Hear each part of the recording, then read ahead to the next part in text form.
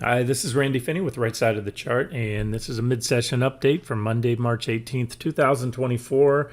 What I'm going to do is a brief overview of kind of the things I'm watching. We're going to actually start out here talking just about the big FOMC meeting. That's probably, that is almost certainly the most important thing this week. So we're going to start there. We're looking at the economic calendar, and then I'll do just updates on not everything, but some of the main things I'm watching. And I'm going to kind of go in this order. So we're going to look at the Fed and then things that influence the Fed or really what the Fed's going to do, and that's inflation. And to that, some of the real-time things I watch and two of the biggest impacts to inflation are crude oil and housing prices. Or really, I know the Fed uses owner equivalent rents, but we can look at housing market. We'll do that. And then quick updates on Treasury bonds. Definitely want to look at that, because that's really interest rates. That's what it's all about. Remember that you and I don't borrow. The Fed's fund rate doesn't affect us directly. It's an overnight lending rate banks use, but they set the short-term rates, which then ultimately the markets will set the longer-term rates. In other words, the 10-year Treasury bond, which is really dictates where the 30-year mortgage rate's going and all that other good stuff. So we'll get to that, and I'll wrap with the market. Somebody asked for an update on RTY, the small caps. I'll make sure to include that in this video. All right, so let's just keep it brief. This is the big thing this week, of course, is the FOMC announcement, 2 p.m. Wednesday, and as I made a reply in the comment section, but I do this every time there's an FOMC meeting, especially one that has the potential to be market moving, as this one most certainly does. And you might say, why? There's a 99% chance that they're not going to cut rates. That doesn't matter. That's market's already priced that in. This is the CME Fed Watch tool. They look at the Fed funds futures, and the futures are pricing in, as you can see, a 99% chance that the current target rate stays the same. If you look up here, you see no change, 99%, and 1% chance of an ease. This Fed, unlike the Fed of yesteryear, this Fed and even the previous two chairmen, they don't surprise the market. If anything, they almost, to my criticism, some others are almost too transparent on what they're going to do, and they're very terrified of shocking the market. So I would be shocked if we didn't get a no change. But again, what I'm trying to say is that's priced in. What's going to matter is they hang on every little word Powell says. So remember, they do the decision, and then the brief minutes come out at 2 p.m. Then Powell does his dog and pony show at 2:30, and this has the potential as well to move the market. And so what I had said in some of the comments earlier, and I do this every time, is what about the only thing I can't guarantee you, but I can tell you there's a very, very high likelihood of whipsaws this week. And a whipsaw means a false breakout, meaning a break above a resistance level, or a false breakdown, break below support. It's just been my experience. So if you look, my job is to post setups and objective entries, long, short, on anything I see. Your job is to decide what to take.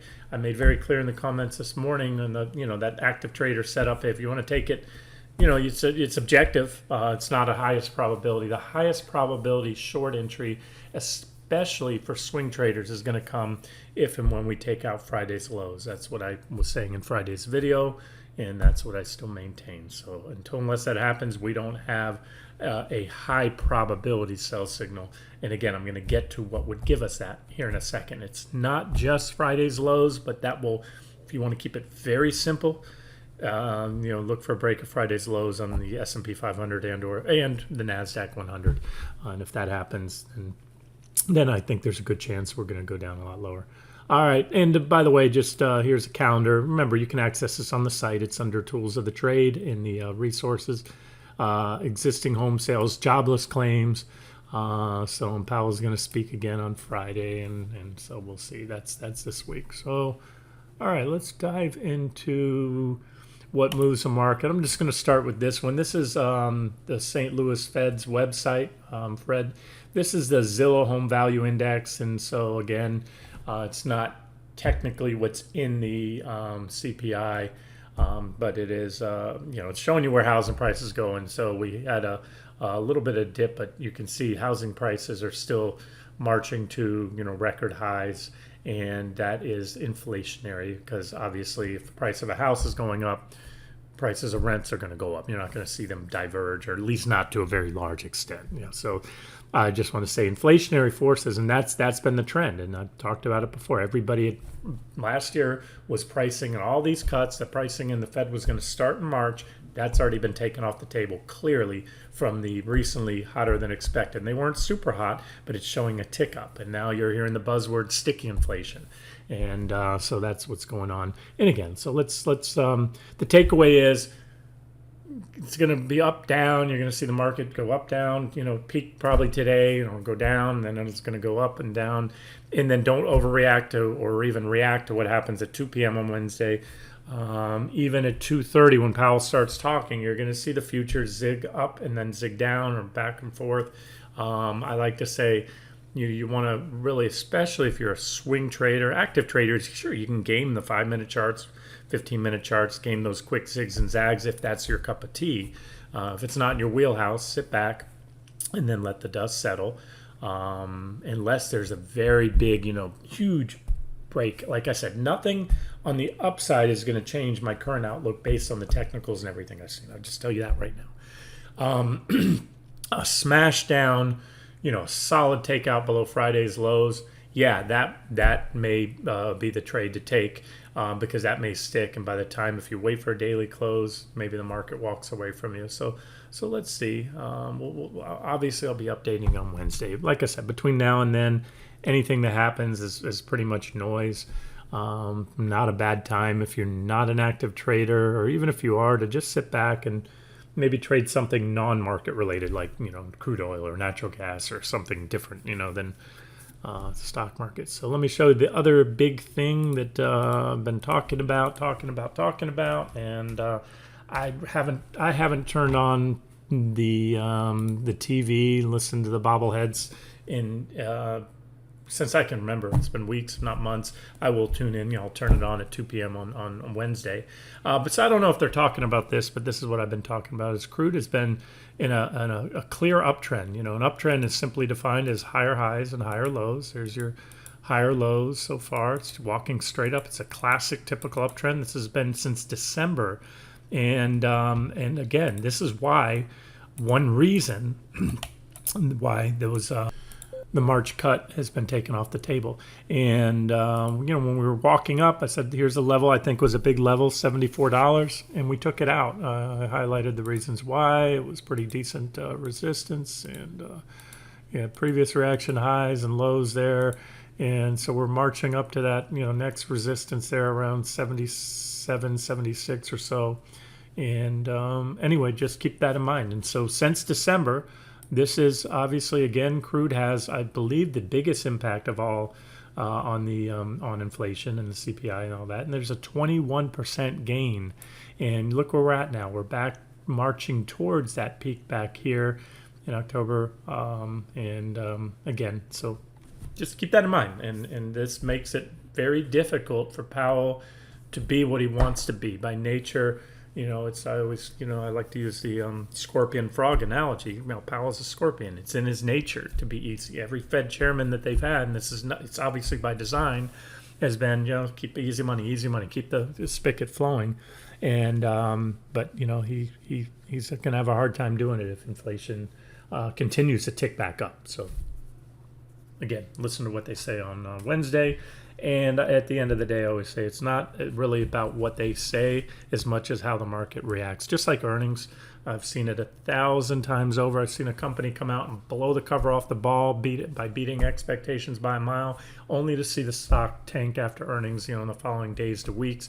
Likewise, I've seen a company miss by a mile, and that was the bottom of the stock. And from there, it turned and ended a bear run and turned around and started a new bull market. So not always, I'm saying, but that does happen. And so, again, it's the important thing is how the market reacts, and not how they react at 2 p.m. or 2:30, how it reacts in the following days after that and into early next week. So that's when I'll have a higher degree of confidence. Again, unless I see a solid slice through, if the Fed just comes out and says something that makes the market want to puke in its mouth, something about staying higher for longer again, going back to that. Anything that really continues to backpedals more than he's already done as far as the dot plot, the future trajectory of rates where they're going. All right, so there's crude oil, and I showed you home prices again, those two alone. And then this one I mentioned to you this morning in the post I got out to you, that look at that, we're back. Remember, I revised this orange zone to the recent lows back here, and we're right there. So we're well into my yellow zone. This is my yellow zone here, where stock market starts to take note of rising yields. Maybe not today. Again, it's not a day by day, but so far we saw in the last couple of days, this has been yield of the bonds falling, 10-year bond falling, meaning yields have been moving up. And this is, again, where I believe it will really take note.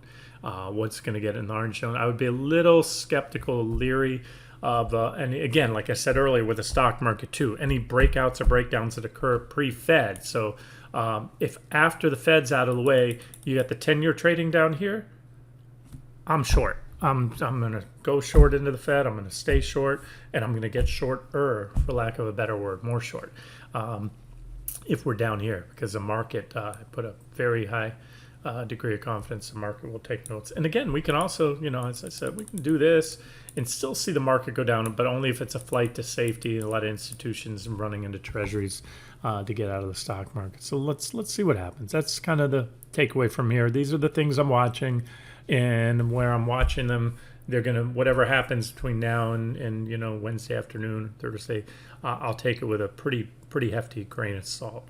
While I'm on the bonds here, let me show you something. This is I did this over the weekend. I was playing around with the charts, and this is IEF, which is the 10-year Treasury bond. And I'm going to show you. Let's do this. Let's park the RSI for a minute here.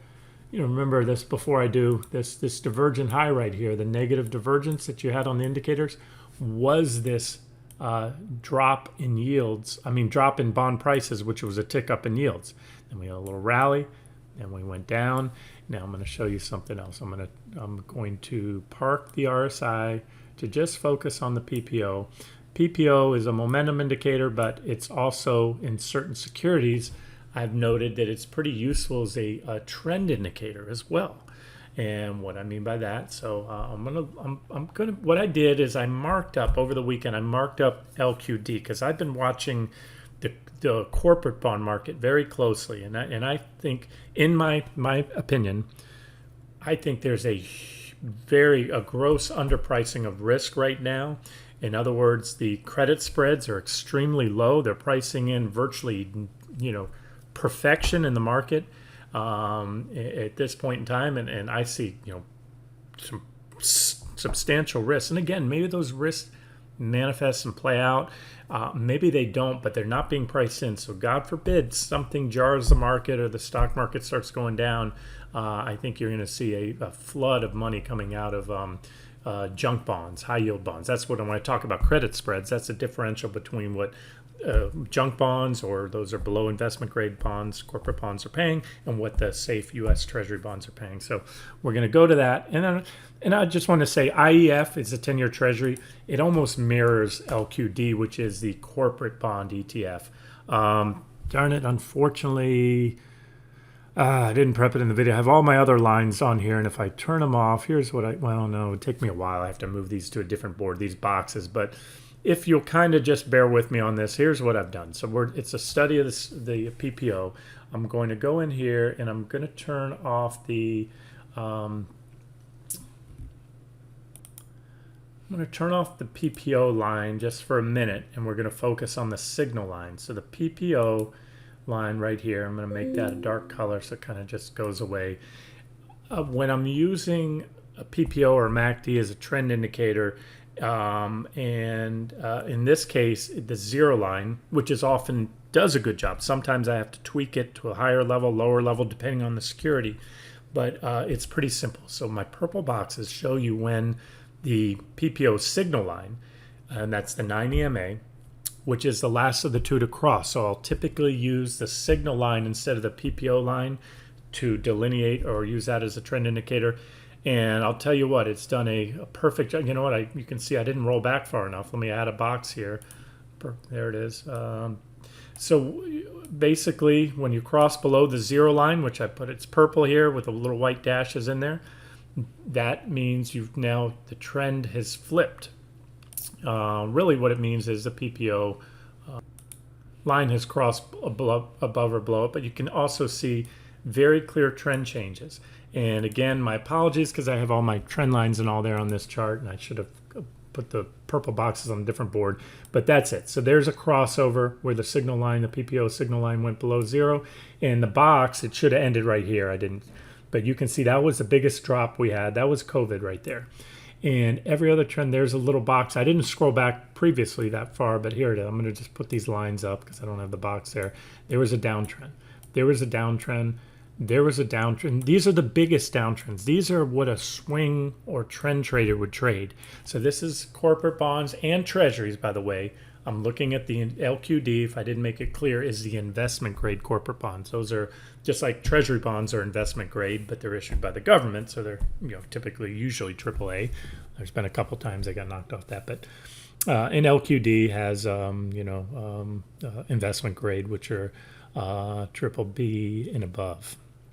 All right, and so that's it. You can see very, very clear when you're below there. And what I like about using this as a trend indicator, and again, this is a first time I've applied it on corporate bonds that I can recall, but when you're above and below these lines, just like moving averages, it tends to act as support when you pull back to it. I hope you can see that there. The lines came and bounced, but then they had a bearish crossover. And then once you're below it, the trend is bearish, and rallies back to it often get rejected. And it keeps the trend bearish. And so you can see across down below, you had 2 rejections on the back test of the zero line, and it would have kept you short that whole time. And it would have even given you on those rallies there, those were the 2 first counter trend rallies, it would have given you objective add-ons or re-short entries and said stay short bonds until you get a bullish cross back above the zero line. And you had a nice rally. Well, it doesn't look like much, but it was certainly tradable. And then boom, bearish crossover right there. I just put these boxes right on it, and it didn't get you out at the bottom, but it got you in pretty close to the top, and it got you out pretty close to the bottom, and said be short treasuries or corporates in this case there, and be long when you're above it. Same thing. I could have put boxes above, but you can see, and look, there's a back test of the line, successful, kept the trend going, bullish, another high. And then a crossover, and there was a correction to be made, a trade to be made. And sometimes you can call to whipsaw if you want. There was a drop. You would have profited from a short if you got out and didn't hold the whole way. And then again, all the bigger drops when you go back, and you can do the same thing on IEF, the 10-year, and you can see I didn't box it here, but you can see this is bearish trend. So the takeaway now, guys, is that we just got rejected. We broke right here. We broke below. We're clearly below. That PPO signal line is clearly below, and it's turning down. It's not just back testing the zero line. I had to edit that and move it up. Put it right at zero. There it is. Oh, there you go. Right at the zero line, and it's curling back down, and it's actually making a bearish PPO crossover now. So that's on IEF as well as LQD. And is it the be-all, end-all? No, but it's telling me that this was a trend change right there, and we're back testing. And if we get rejected, so far it's turned down and it's getting rejected. The Fed's either going to make or break this. It's either going to flip this back, mean bonds will rally, and that's because rates are going down, and you still have a major downtrend line right there on LQD, and then IEF again, Treasuries right there, and it's no coincidence, guys, that this is that yellow zone that delineates between the yellow and orange zone on my 60-minute chart. So if we drop into my orange zone, it's going to be a clear rejection here on the daily. This was the daily, by the way, I was talking on all the time about the PPO there. But it's the 60-minute chart of IEF I've been sharing with you most recently with the yellow and orange zone. So again, something to watch, something to react to. What is that? And what's one of the takeaways? Let's say that this happens. And the stock market's rallying after the Fed.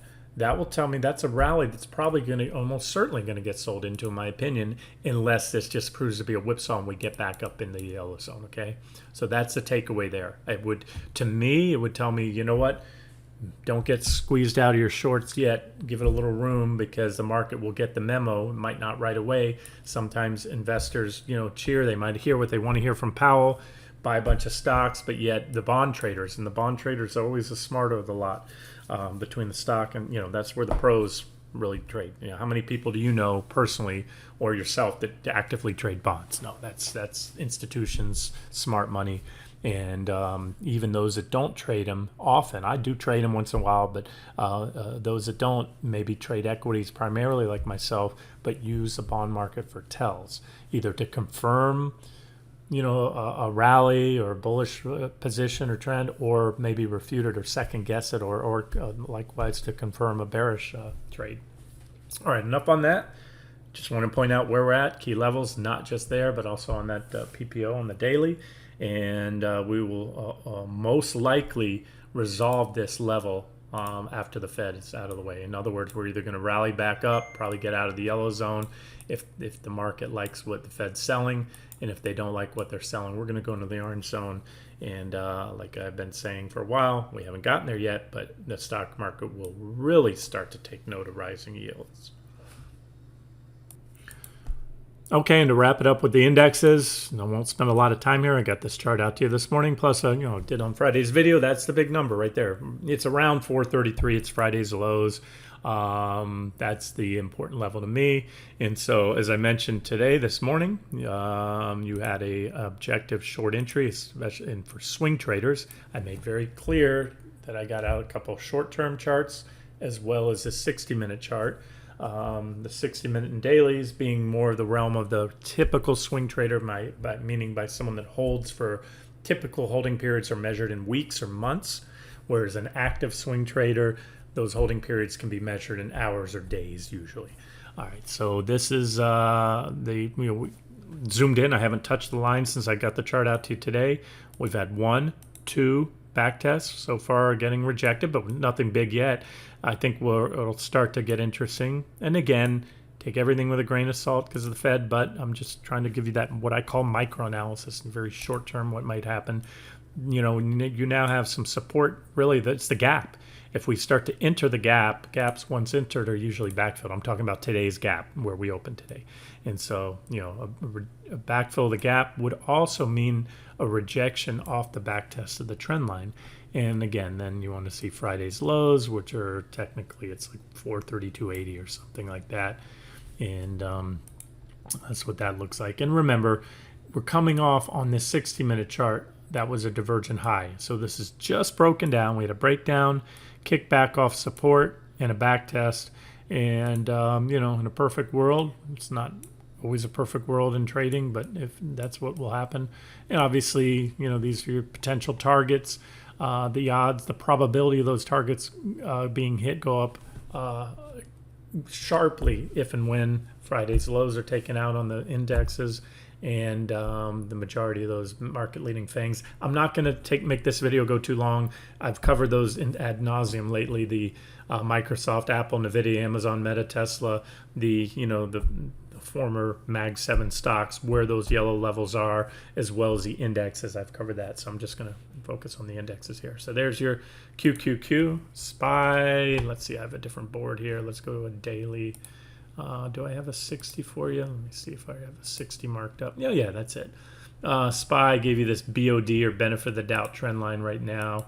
It starts again off the October lows, just like the one we're looking at in QQQ. A lot of reactions recently, breakdown, and if you zoom in, same thing as QQQ, a back test. So this is breakdown, back test, and again, Friday's lows, which are the magic number. It's right there, about 508 or so on SPY. And that should get the party started to the downside.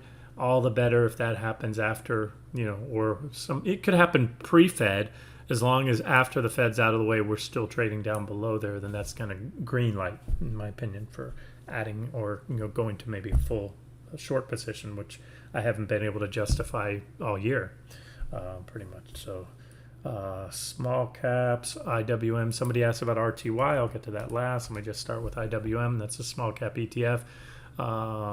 Russell 2000 small cap index.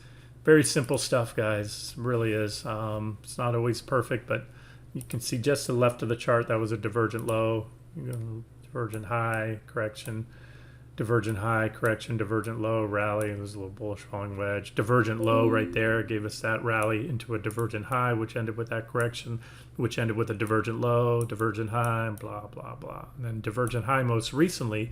And so it was, in addition to the divergent high, we broke the uptrend line off the October lows right here. So we broke that. We're trading below there. You can see it as well on the daily chart right there. Let me park my indicators back on, put my RSI back like I like to see. And so this is kind of zoomed in. I just showed you on a 60. There was the breakdown. That was Thursday's breakdown candle. Friday we traded below. We're still well below it there. Maybe some flagging type action possibly underneath. Either way, we're below a pretty well-defined trend line too. Again, it comes off the October lows. And we have all these reactions along the way. It's not super well defined, but it's fairly well defined, and it comes after a divergent high. So keeps me short and bearish. The smallies break of 199 would do the trick most likely to get us going down even further. And remember, when you look at this, I've had two levels here. We've had this trading range. We had a high there. Had this 208.50-ish level. That was the bottom of this trading range. So I'm sorry if I'm making you dizzy by zooming in and out. Back in 2020, all of 2021 into 2022, we were in this trading range. We had a false breakout to the upside. As I often say, breakouts that occur with overbought conditions and negative divergence, as this one did, have a very high chance of failing. That one did. And it marked the end of a bull market and the beginning of a bear market in the small caps, which is still in play. We're still well off those highs. So, it's anyone's game. So since then, we had an even bigger trading range. And that stopped so far right at the bottom of that trading range there. And then if you zoom in most recently, there it is. There's your divergent high. And there was a breakout. We did have, then we had reaction highs there. Oh, we had one there. We had a couple levels. We've been moving up, but what I see, the most important thing, besides I see a lot in this chart, but I do see this divergent high, big, clear negative divergence, not a little bit. And all the best when it comes off extreme. Starts with extreme overbought conditions like it did here, here, here, here. You had this purple level. It's about 76 on the RSI. And then the breakdown below the wedge. So that's check, check. RTY, small cap ETF. I'm sorry, small cap futures. Somebody asked. Let me see here. Here's my RTY 60, my go-to swing trading time frame. And again, pretty simple stuff. You can see here, divergent high, and there's your divergence lines down there. There was an uptrend line right there. I had to replicate this chart today. The futures just rolled last week. We're on the Junes now, a week or two ago. And so divergent high, drop, divergent low, rally, divergent high, drop, divergent low, rally. And this was a big divergent high. Same thing I just showed you on IWM, but you can see we've been building this divergence. You have a clean uptrend line that was just recently taken out. And not just taken out, but taken out impulsively. That's what you want to see on a breakout, on a long side breakout, ideally, or a short side, breakdown. You want to see impulsive selling on a breakdown, and that's what we had. And there's that, what I said is potential little flagging action. It's a little big for a bear flag, to be honest with you, but either way, it's got the nature of upward consolidation. I'm going to guess on lower volume. That's what you usually see on a bear flag. I can toggle my volume bars on here. There you go. And let's see, yeah, declining volume, lower, lower, lower. As we go up here in this little wedge type thing, the volume's been dropping off. And so there's your levels right there. I'm sorry, I don't have much more than that.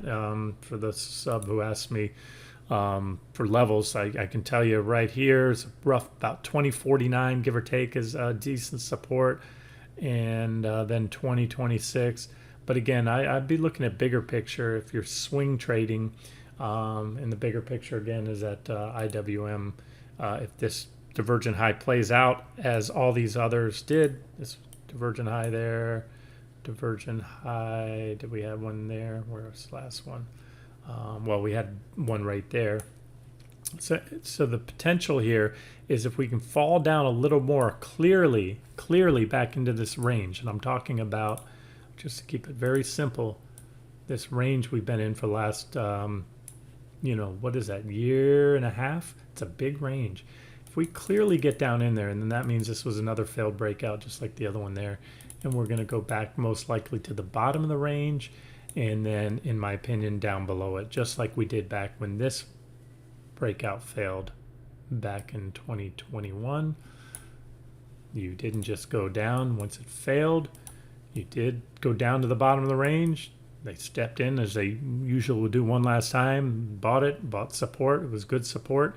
Then that support broke. Once the support broke, rallied back to it, rejected, rallied back to it, rejected, rallied back to it, rejected. Even tried to get in one single day they got in there. That's why you got to give these things a little bit of room when swing trading. It's the algos, the market makers, and it's also, if you turn off the lines, different people watch different levels. That's why you'll always see the 200-day simple, the 200-day exponential. That's where they rejected it right there on the rally back to the 200-day exponential moving average, just like they bought the 200-day there, right above it right there. And so that's that. Okay, sorry I had to pause the video there to take an important phone call, but I can't remember what else I was talking about on the IWM, but that's it. Let's just, there's NQ. It's a thing I got out to you this morning. We had resistance. I said about 8:30. That was the next resistance. This is just that, kind of what I call pre-FOMC noise.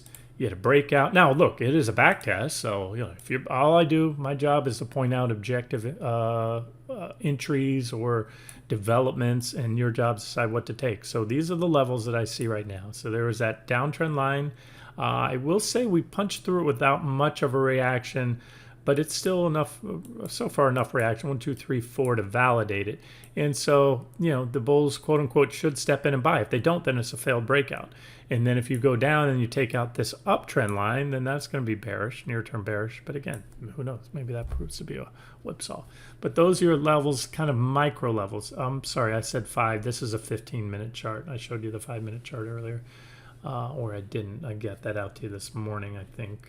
If not, there it is. So this is a 60. This, again, is more of a realm of the typical swing trader. So there's that downtrend line. It's the same downtrend line I was just looking at on the 15-minute chart. There's a breakout. So far, it's not a failed breakout. It's just, as I speak, a back test. But I based on where we're at, again, I don't, you're just going to have a lot of noise pre-Fed. But here's your levels. I see minor resistance there at 18,505. Not a lot. Obviously, if they take that out, looking at a marginal new high, being a divergent high, if it's anything other than, not much more than just a marginal, meaning a slight, an equal or slightly higher high. And that's why before I was saying nothing's going to change my outlook, because if these divergences get burned through, let me just end it here. If these divergences let's go to QQQ, let's go to the 60-minute chart. This is the board I showed you earlier. Like I said, we can run up there anytime soon. A new high this week, today, tomorrow, Wednesday, is guaranteed to be a divergent high. Does that guarantee that that's going to mean it can't go any higher and burn through those divergences? No, but it doesn't change the technical posture. Right now, we don't even have that. What we have is a breakdown and a back test. And so far, a rejection. As you can see, we're coming down off there. And then let's not forget, because I look at the weeklies all the time. This is, as I've talked about in recent weeks, months, this right here, you can see this wedge. That's the divergent high. I mean, we have this much larger divergence that's been forming, and that even goes out to the monthly. I haven't seen negative divergence on the monthly in a long, long time, and that's one of, not everything, but a big part of why I'm looking at much deeper targets than most people out there right now, and still very much maintain those and believe they'll be hit. There are no guarantees. Again, you're going to be short, for the next 20% up if it does that, just because I think that's where it's going. No. We need to have those next sell signals triggered that I've been talking about to get aggressively short in position, and maybe, as things go to kind of throw away the key with stops above the recent highs at that point, if you are swinging for those longer term targets. But there it is. So big divergence on the weekly. It goes all the way out to the monthly chart, as I just said there. And it's these monthly charts that, if this is where, and it's going to take, it'll be measured in many months, if not years, maybe a couple of years to get there. But that's where I think we're going to go, is visit this long-term secular bull market uptrend line. And if you want, you can call that a correction. You can call it whatever you want. It's semantics. It'll be a bear market. The media will call it a bear market, just like they called this a bull market. That's an antiquated definition, the 20% rise or fall. But that's going to be, if and when we get there, it's going to take about 2/3 of the value out of the NASDAQ. And again, we'll see. But first things first, guess what, guys? If that target's not hit, it's because we never, we got to take out these initial short-term key levels that we're looking at here, the yellow lines and the market-leading FANG stock. Somebody asked, I'll wrap it up. I keep saying I'm going to wrap it up, but somebody asked me about an update on this. I'm just trying to respond to the recent comments. What was that one? SMCI. And my reply, look, still looks good. No technical change. We put in, as with this, many of the semis, put in bearish engulfing candles here. That was March 8th. And so it's a very simple strategy. As I said back then, you short it with a stop above there, because if you take it out, it's no longer a reversal stick. I can remove the question mark now because we're starting to move away from it. So there it is. Remember, we had one there. We took it out and it was marginal.